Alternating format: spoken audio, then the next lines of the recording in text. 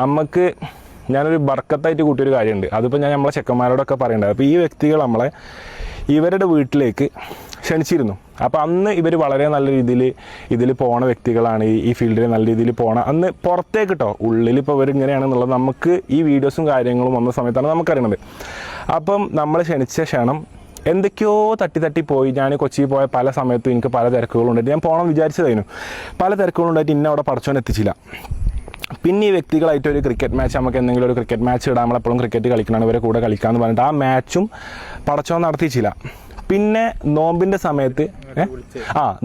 സമയത്ത് നമുക്ക് ഒരുമിച്ച് എവിടുന്നേലും നോമ്പ് തുറക്കാന്നുള്ളത് ഒരു സംഭവം ഉണ്ടായിരുന്നു. അപ്പം ഇതും ഞങ്ങളിങ്ങനെ ആലോചിച്ചിട്ടുണ്ട്, നോമ്പ് തുറക്കാം. പക്ഷേ എന്തൊക്കെയോ തിരക്കിൽ പെട്ട് നമ്മൾ നോമ്പ് തുറവിയിലും ഇവരെ കൂടെ പങ്കെടുത്തില്ല.